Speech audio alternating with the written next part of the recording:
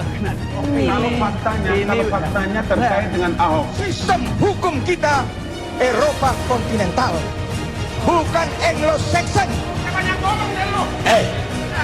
Janganlah udah diputuskan Meriam Bellina. Draftnya baru diperbincangkan di antara kementerian.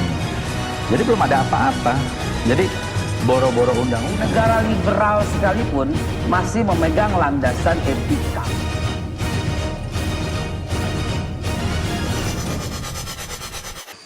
Halo sahabat Wan Kawan TV Wan, apa kabar? Ya, saya Duli Dwancir. Saya bersama seorang yang sangat fenomenal, ya, seseorang dokter umum. Tapi banyak orang meragukan kedokterannya. Saya malah yakin dengan dokter. Tapi yang saya salut adalah dokter ini dia adalah dari mahasiswa sudah jadi aktivis. Malah gelar dokternya dan praktek dokternya dulu dia tinggalin karena rasa cintanya dia untuk memperjuangkan hak-hak rakyat. Semua dilakukan oleh dokter. Dokter saya punya dokter, namanya Dr. Zulkifli.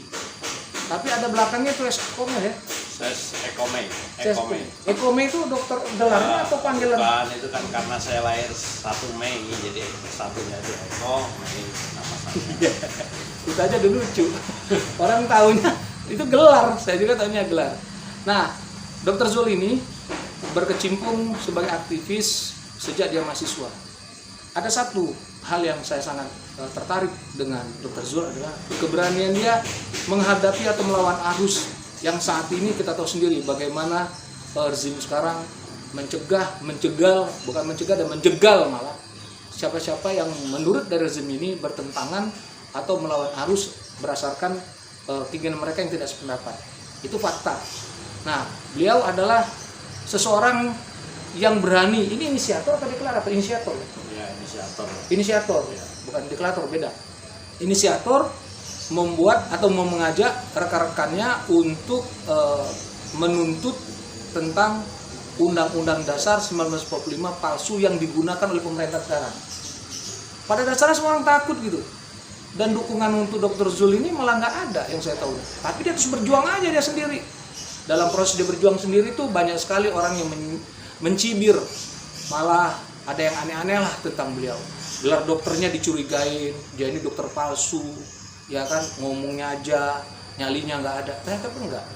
Di Pengadilan Negeri di Jakarta Pusat, dia terus maju. Dan alhamdulillah sekarang sudah masuk ke sidang baru. Sidang yang ke-12. Sebetulnya ini sudah sampai pada pembacaan putusan sela dari Majelis Hakim. Tapi pada tanggal 11 Agustus 2020 itu ditunda karena alasannya Majelis Hakim ada urusan keluarga.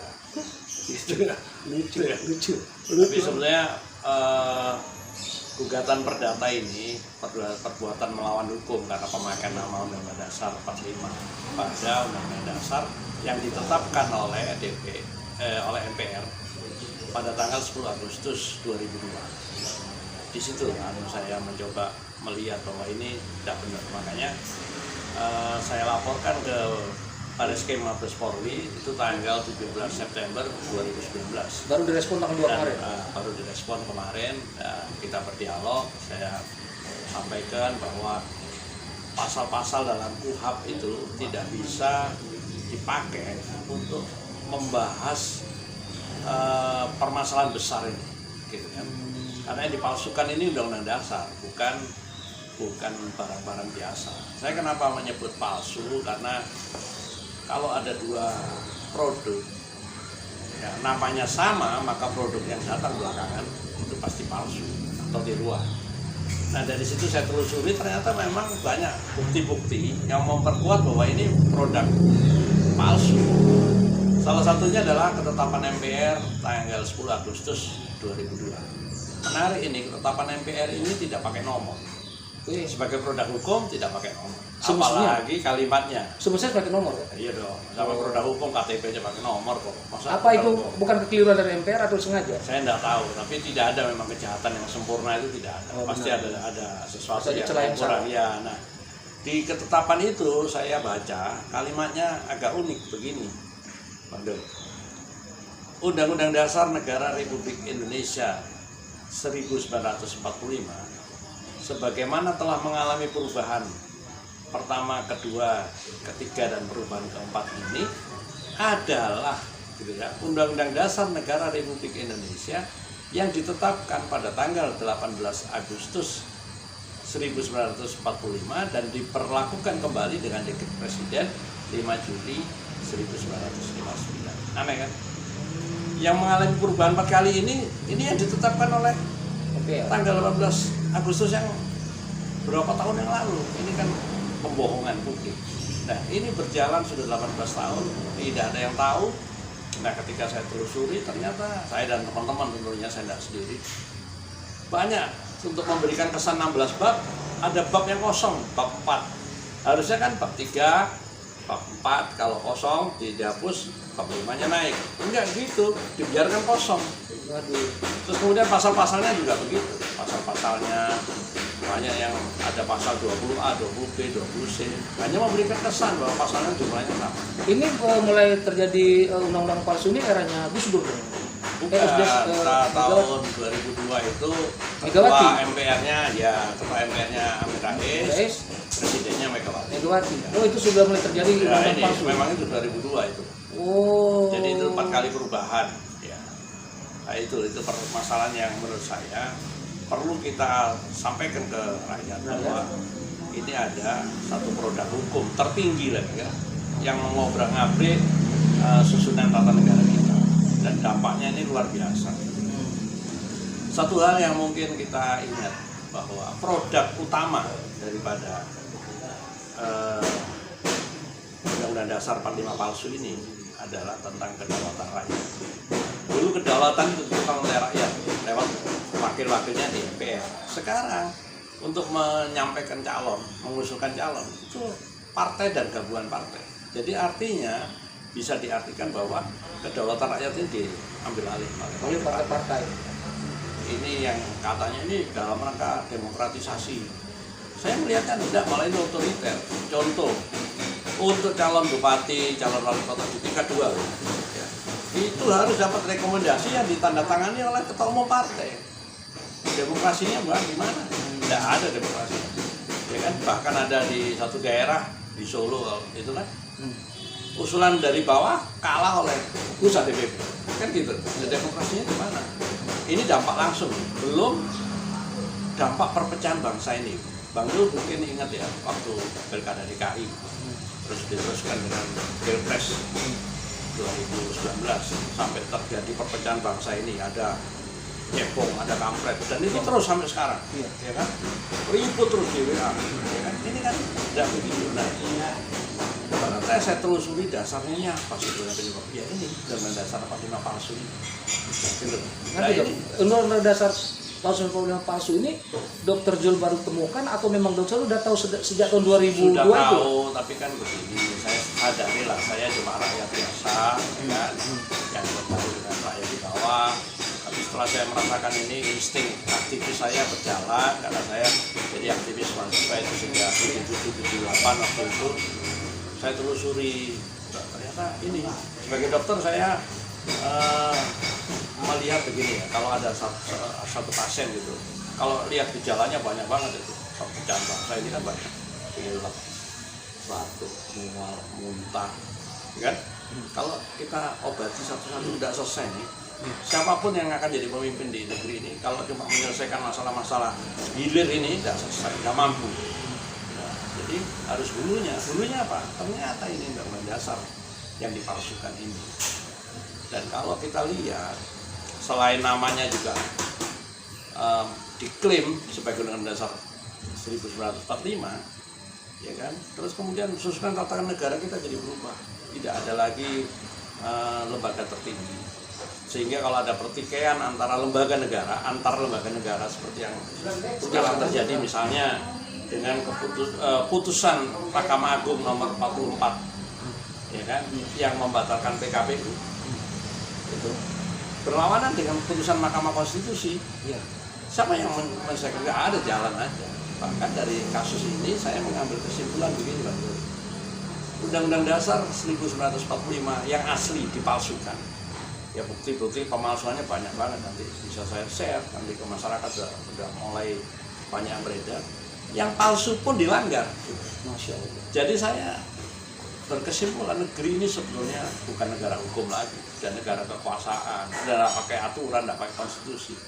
Nah, kalau ada warga negara yang berniat menyelamatkan bangsanya, menyelamatkan negaranya, mengambil tindakan untuk penyelamatan, ya menjadi sah loh, daripada ini berantakan. Dan satu hal Bang Dul yang membuat saya marah, jujur aja sebagai anak bangsa saya marah. Setelah saya tahu bahwa proses perubahan ini dilakukan disponsori oleh institusi asing, National Democratic Institute, ya. Dan yang saya sayangkan adalah banyak anak bangsa. Kalau dulu zaman Belanda dulu melok londo, ikut Belanda, ikut penjajah. Itu ada 18 organisasi non pemerintah untuk konstitusi baru. Itu yang menjalankan, proksinya itu di situ. Nah, ini kan berarti mereka itu sudah ada niat untuk merubah konstitusi kita.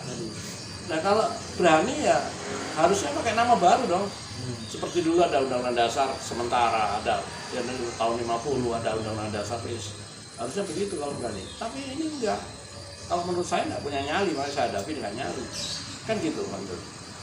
Itu yang sebetulnya harus diketahui oleh publik bahwa ini disponsori oleh asing, tepatnya Amerika. Ya, kalau kita berubah, ini sudah tidak sesuai dengan cita-cita para pendiri. Kan 31 Kesatuan dari Proklamasi 17 Agustus 1945, Pancasila, dan Undang-Undang Dasar 45. Kalau ini kan sudah instan, ya. Itulah yang membuat saya harus melakukan sesuatu. Dan tidak ada titik-titipan. Tidak ada titipan dari mana. Saya yang jelas begini. Saya katakan tadi tidak jelas itu, ya, karena dirubah dengan seenaknya itu. Negara kita ini sudah tidak tahu bentuknya apa sudah. Dibilang negara kesatuan, dia punya senator. Ya kan, ini senator ini adanya di negara federal. Iya. Dikatakan sistem presidensial, tapi setiap pejabat eksekutif harus fit and proper di DPR.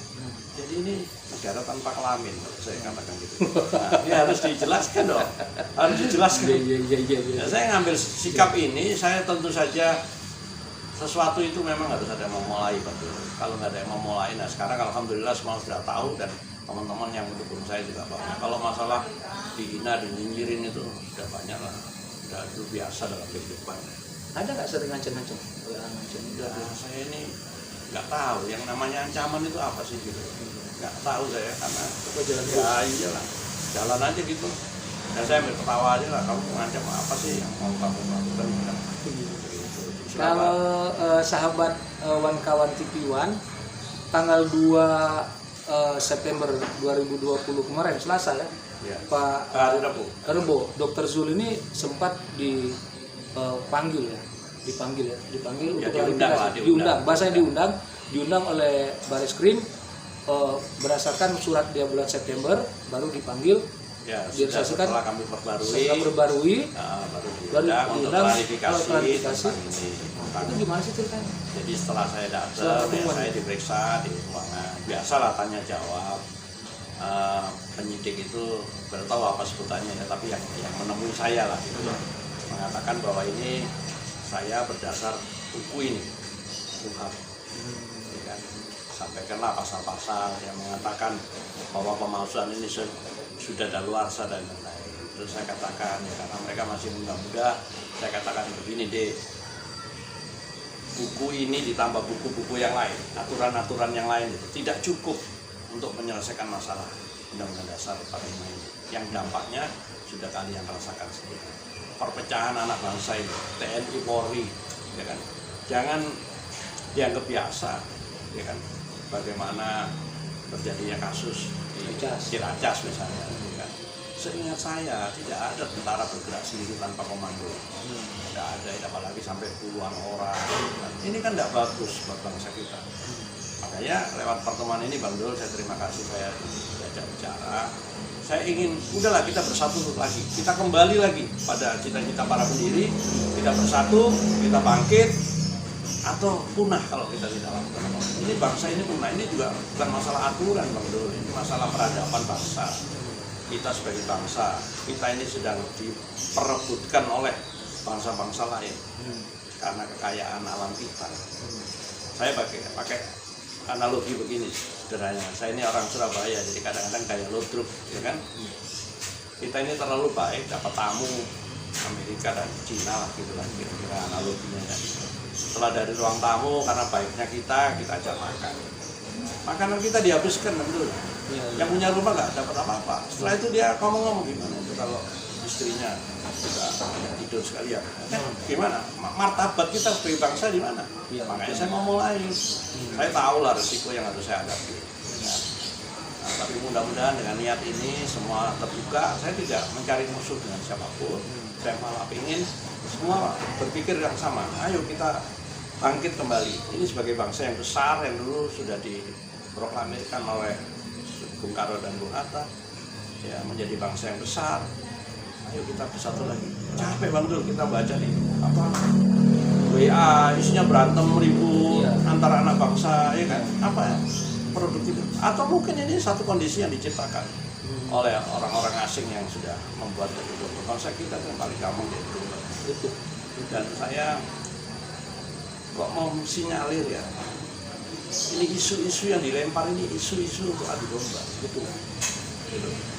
Sederhana saja, misalnya logo dari ulang tahun proklamasi. Ya, ada yang komplain ini kok gambarnya salib. Saya jadi berpikir, jangan-jangan ini sengaja diciptakan mirip-mirip, nanti dari yang menciptakan itu yang komplain, supaya kita reaksioner. Kita lupa pada persoalan-persoalan mendasar di bangsa ini. Bangsa ini harus segera bangkit. Nggak bisa di dalam percaturan dunia internasional yang seperti ini, ya harus bangkit. Gitu. Nggak bisa kita tiap kali, apalagi masalah. Dulu kita waktu 98 katanya menolak KKN, korupsi, kan? Nepotisme, korupsi. Sekarang korupsinya bukan di atas meja lagi, betul. Mejanya diambil juga, gitu loh. Nepotisme itu jelas sekarang ini. Dulu masih malu-malu. Sekarang itu terbuka. Ada bupati, penggantinya itu istri pertama dan istri kedua. Ini apa? Tidak bisa, ya. Ini memalukan. Kita sebagai bangsa yang punya martabat, ya bangsa besar, tidak bisa ini terus-terus. Kalau menurut Dr. Zul, para pemimpin kita tahun 2002 itu setelah reformasi, sadar nggak mereka? Atau tahu nggak mereka bahwa ini ada yang palsu? Ini ada yang tahu, pura-pura tidak tahu. Atau mereka bagian dari masalah. Nah, makanya saya tidak yakin orang bisa menyelesaikan masalah bangsa ini adalah orang-orang yang tidak menjadi bagian dari masalah. Saya malah punya keinginan supaya anak-anak muda setelah paham persoalan ini, saya ajak adik-adik saya, anak-anak muda, ayo kita jalan. Gitu. Saya ini sudah over 60, gitu. Sudah di atas 60, masa mau pengen tampil jadi pejabat lagi kan, sudah usia pensiun. Tapi coba kita lihat sekarang yang tampil di panggung-panggung kekuasaan, orang-orang yang tidak tahu diri, betul. Ya kan, 60-70 masih aja ini kan, rakyatnya dipikir-pikir. Saya ini alhamdulillah saya bergaul dengan rakyat di bawah, ya kan, nggak usah jauh-jauh, Bang. Ini di pusat kota Jakarta ini, antara stasiun Cikini Gondangdia itu banyak orang-orang yang tidur di gerobak-gerobak itu, gitu loh. Ini kan miris kita, Bang. Jadi saya bukan masalah nyali, Bang. Ini kan masalah panggilan aja saya melakukan ini semua. Bukan untuk kepentingan saya, untuk kepentingan semua anak bangsa. Kita sebagai bangsa besar tidak bisa terus-menerus begini. Ayo bareng-bareng kita diskusi bareng-bareng, bukan berdebat. Tidak ada lagi posisi koalisi, oposisi, omong kosong. Ya kan, kita bareng-bareng lah, gitu loh. Jangan cuma berdebat, ayo kita cari solusinya. Gugatan saya itu kan dulu di perdata itu, saya lengkapi dengan solusi, tawaran-tawaran solusi. Kalau misalnya ini diputuskan oleh pengadilan, dimenangkan oleh pengadilan, sudah kita kasih solusi-solusinya. Gitu. Jadi nggak cuma sekedar menggugat sebetulnya. Berarti kita tidak mau macam-macam juga ya. Pokoknya kita bersama aja lah. Iya, ayo bersama-sama bangsa ini. Kita itu punya tantangan yang sama gitu loh. Ya kan? Bangsa lain di luar kita ini juga sudah ngincer maunya kita. Jadilah bangsa yang bermartabat, jangan mau jadi jongos. Peristiwa proklamasi itu, Bang Dul, kalau kita mau renungkan itu adalah peristiwa budaya sebetulnya. Bukan peristiwa politik, bagaimana dua bapak bangsa itu merubah mindset kita dari bangsa budak, bangsa terjajah menjadi bangsa merdeka, kan itu. Nah, sekarang begini. Makanya saya sering Durian Sionang ya Surabaya. Gimana kalian mau tahu makna kemerdekaan? Kalau yang kalian lakukan setelah 17 Agustus cuma lomba makan kerupuk, balapan karung, gitu kan? Maksudnya dikasih masukan-masukan tentang apa yang makna merdeka itu apa dulu niat bapak-bapak itu memerdekakan bangsa ini, kan itu sebetulnya itu yang lebih mendasar sebenarnya dari sekedar pacara-pacara euforia yang tidak bermakna itu.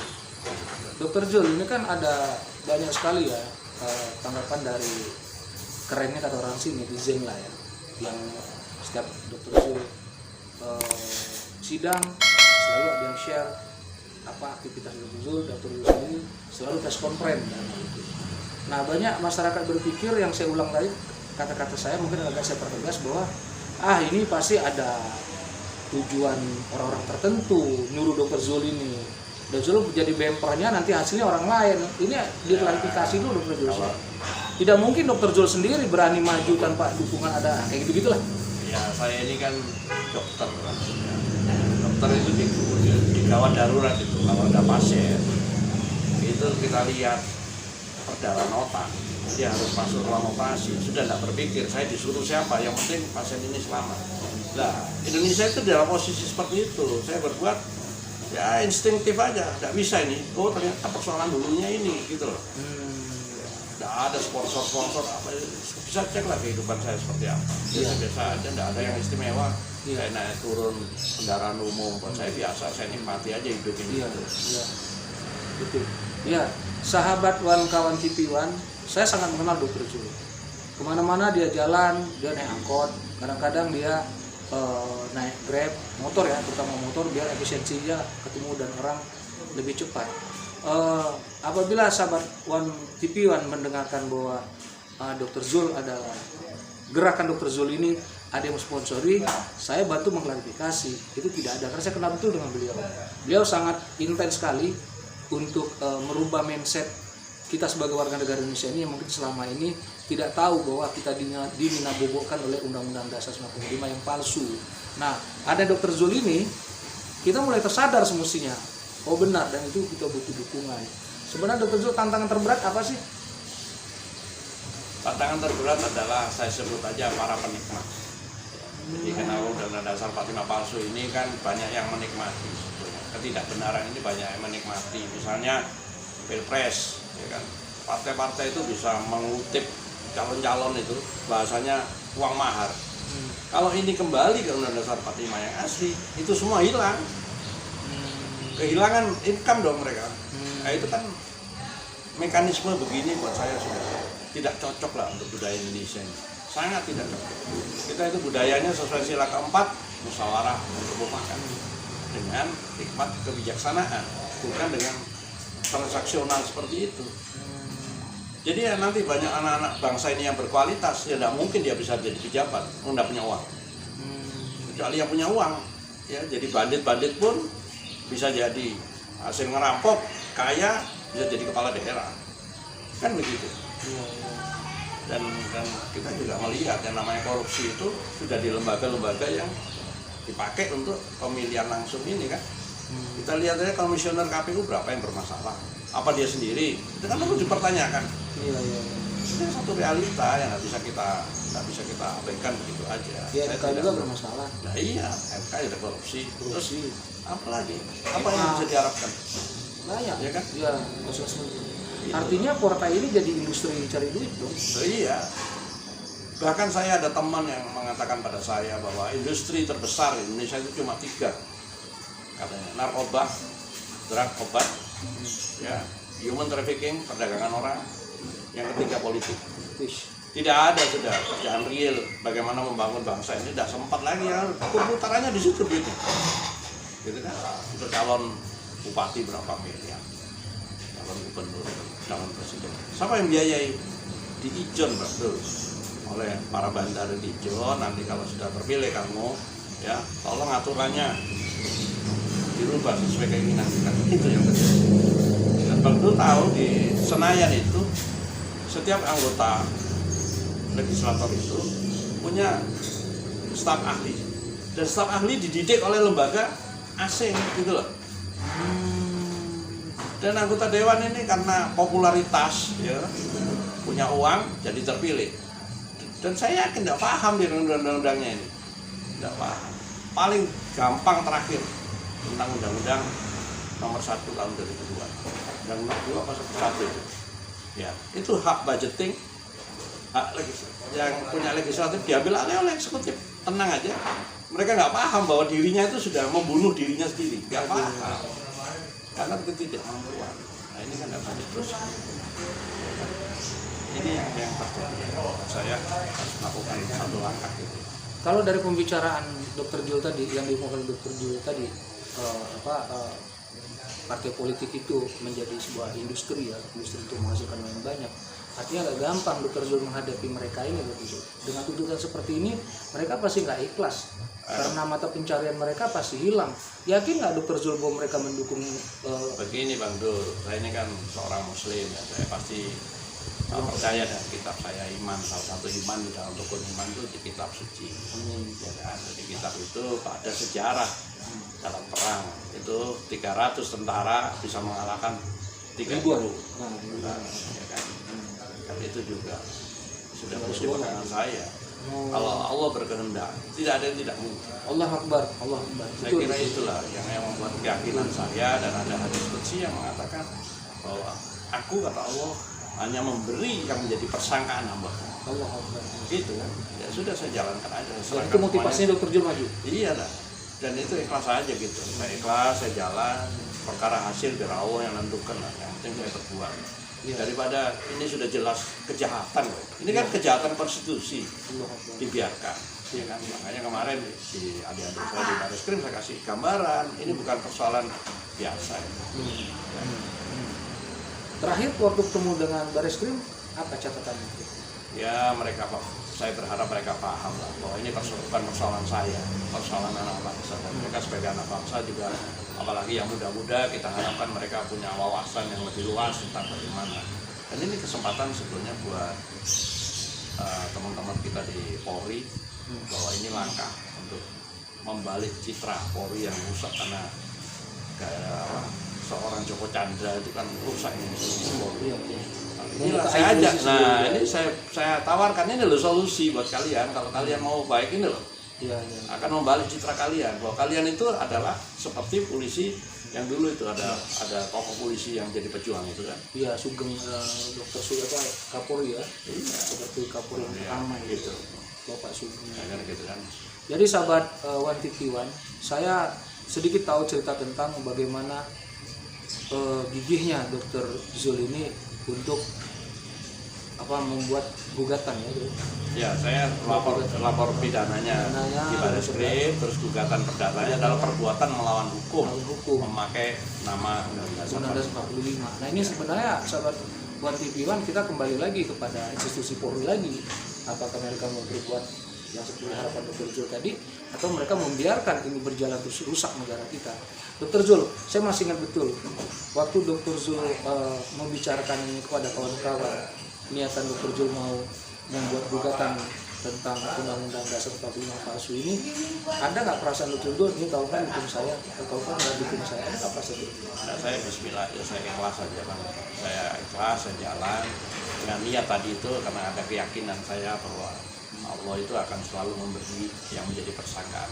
Saya positif bahwa ini saya melawan kejahatan konstitusi, yang saya jalan, itu aja. Ada keyakinan itu. Kalau kita berdua berjalan tidak yakin, ngapain kita terus?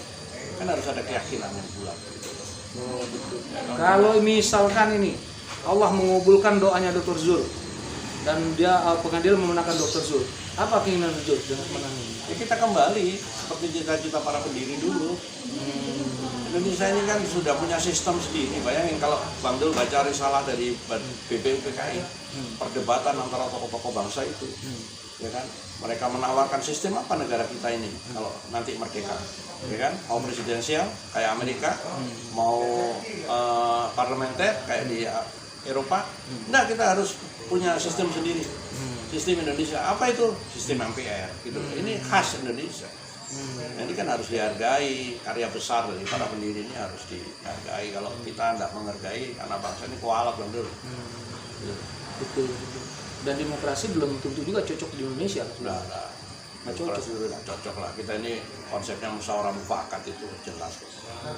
Sekarang kalau misalnya ada 5 orang, yang 4 penjahat, yang 1 orang baik. Kalau di voting yang menang penjahatnya, kan gitu. Kalau musyawarah orang baik tadi bisa dengan kebijakannya bermusyawarah menjelaskan argumentasinya begini loh kalian itu udah tercapai mufakat, ya kan? Yang minoritas bisa menang.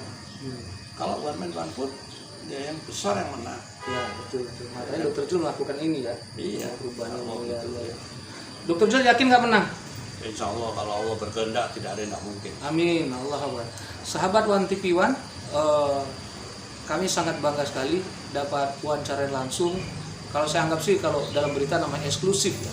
Langsung berbicara dengan orangnya langsung yang menuntut. Kita tidak perlu khawatir. Memang datanya langsung dari Dr. Zul dan beliau ada narasumber dalam YouTube channelnya One Kawan TV One. Dan tidak ada sebuah rekayasa, dan proses perjalanan Dr. Zul dalam melakukan gugatan ini itu adalah memang ada fakta dan data, dia sendiri memiliki data-data yang valid. Makanya beliau sangat tenang menghadapi siapapun, apalagi waktu tanggal 2 hari Rabu tanggal 2 tahun September 2020 ini, waktu dia diundang untuk mengklarifikasi tuntutannya itu, ya Dr. Zul dengan tenang karena memang dia tahu bahwa itu ada kekeliruan. Nah, ini kan ada satu contoh Dr. Zul, ini masalah ketakutan seseorang berhadapan dengan polisi.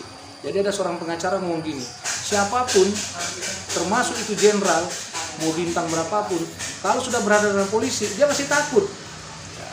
Dia ngomong gitu. Tapi saya dengan Dr. Zul malah tenang aja, dia berbicara dengan data, dia tahu dan dia bisa menjelaskan dan memaparkan itu dengan benar gitu. Dan alhamdulillah sekarang ada rencana, ada pemanggilan hukum ya. Saya usulkan begitu. Ya saya usulkan begitu karena ini tidak bisa berhenti dengan hanya pasal-pasal ini. Aturan hukum ini mungkin tidak mampu untuk membahas persoalan besar buat bangsa ini gitu loh. Saya usulkan pada mereka kalau bisa dibuat forum yang lebih besar. Kan kita bukan pihak yang berhadapan-hadapan. Karena sebagai sesama anak bangsa, ayo kita rundingkan ini masa depan bangsa ini gitu loh. Bukan saya sebagai pihak yang berlawanan dengan siapa, enggak ada. Oh, tidak ada maksud sana. Enggak ada. Itu yang barangkali tidak dibaca oleh orang lain, seolah-olah saya jadi oposan terus terhadap rejim. Enggak ada kaitannya dengan rejim ini. Tujuan utamanya apa sih? Ya kembali pada cita-cita para pendiri itu. Cuma itu doang? Iya, untuk mengangkat martabat bangsa ini yang dulu sudah dari bangsa terjajah menjadi bangsa merdeka, tiba-tiba rusak begini oleh orang lain yang jadi agen-agen asing kan. Nah itu. Kok dokter bilang bahwa itu ada diselipkan, maksudnya selipkan ya? Ada agen-agen asing atau ada pihak asing yang terlibat dalam merubah undang-undang ini? Ada buktinya saya semua. Saya tidak pernah bicara tanpa data dan fakta. Ada datanya semua. Cuma tidak ada yang berani mengungkap. Salah satu yang berani mengungkap ya Profesor Sofyan Effendi kan, bekas ketua forum rektor. Terus di bukunya Valina Sinka juga ada, tapi tidak terekspos karena banyak pihak-pihak yang akan kena gitu loh. Ada kok datanya ada semua. Saya tidak pernah mengarang-arang seolah-olah saya tidak lah. Saya pernah sebagai dokter saya selalu merawat pasien juga dengan informasinya, datanya apa supaya diagnosis saya betul, baru terapinya pasti betul. Kalau diagnosis saya salah ya terapinya salah. Gimana mau ngobati pasien yang diserahkan sama dukun ya, nggak bisa dong. Ya harus dokter kan. Kenapa yang profesor yang punya data itu dengan yang satu yang punya data itu nggak mau maju seperti itu? Sudah, tapi kan semua punya pertimbangan tentu. Kalau saya ini kan mungkin karakter saya ini kan Surabaya itu bonek, nekat aja gitu loh. Ya inilah itu kan namanya kultur ya. Kalau enggak ada peristiwa 10 November kan. Ya betul. Gitu loh. Nggak tahu pokoknya ngawur gitu kan. Tapi alhamdulillah kan peristiwa 10 November itu terbukti kita bisa mempertahankan kemerdekaan. Ya itu kan mati. Ya. Oh, gitu. Ada yang lain dok? Sementara gitulah saya berharap dan kepada teman-teman saudara-saudara saya sebangsa dan setanah air bahwa apa yang saya perjuangkan ini persoalan kita semua, bukan persoalan dari saya. Ayo kita berdialog, kita cari jalan keluar. Udahlah, lupakanlah orang-orang asing yang membayar kalian itu, ya kan? Kan gitu. Iya, betul. Karena ini milik kita sendiri. Betul. Saya kira itu Bang. Sahabat One TV One, terakhir ucapan dari Dr. Zul sangat menarik. Baiknya kita bersatu, stop kita dari bantuan dari orang-orang yang sifatnya tidak kita kenal untuk memprovokasi kita, mengadu domba kita, akibatnya kita terpecah belah. Dan harapan kami adalah dari One Kawan TV One, Dr. Zul maju terus dan dia semangat, kita support. Nanti doa-doa kita terus untuk dukung Dr. Zul biar dia menang. Saya tanya satu lagi dokter, enakan jadi aktivis, enakan jadi dokter umum? Nasib itu kan ditentukan oleh yang membuat nasib, ya kan? Saya tidak bisa ngomong enak ya, kita syukurin aja lah jadi apa kita syukurin, yang penting jadi orang bermanfaat, jadi apapun asal bermanfaat sama aja sebetulnya. Nggak ada dipilah-pilah, nggak ada, yang penting saya bermanfaat buat banyak orang, itulah yang saya kerjakan. ada. Iya itu aja. Walaupun sekarang penghasilan nggak ada. Aduh, saya penghasilan udah apa kata Allah aja lah. Ya kan, cicak di dinding itu nyamuknya datang. Dia nggak pernah keluar dari dinding nyari nyamuk, ya kan? Yeah. Masa kita dikasih akal? Nggak bisa. Ya kan? Rezeki selalu ada di mana-mana. Allah selalu membagi dengan adil rezeki itu. Amin. Saya kira itu. Amin. Amin. Sahabat One Kawan TV One, itulah wawancara eksklusif kami dengan Dr. Zul, ya, yang langsung orangnya yang berani menuntut, ya, menggugat Undang-Undang Dasar tahun 95 palsu. Saat ini dukungannya bukan lagi ratusan ribu, tapi sudah jutaan yang mendukung Dr. Zul. Insya Allah perjuangan Dr. Zul akan membuahkan hasil yang baik. Terima kasih untuk wawancara kami dengan Dr. Zul. Terima kasih sahabat One TV One yang sudah menyaksikan YouTube kami.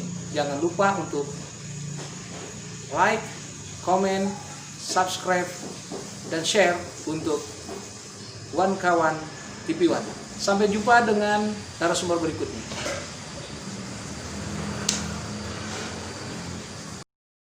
Kalau faktanya terkait dengan Ahok, Sistem hukum kita Eropa kontinental, bukan Anglo-Saxon.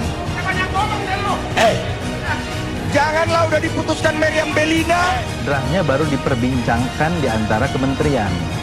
Jadi belum ada apa-apa. Jadi boro-boro undang-undang. Negara liberal sekalipun masih memegang landasan etika.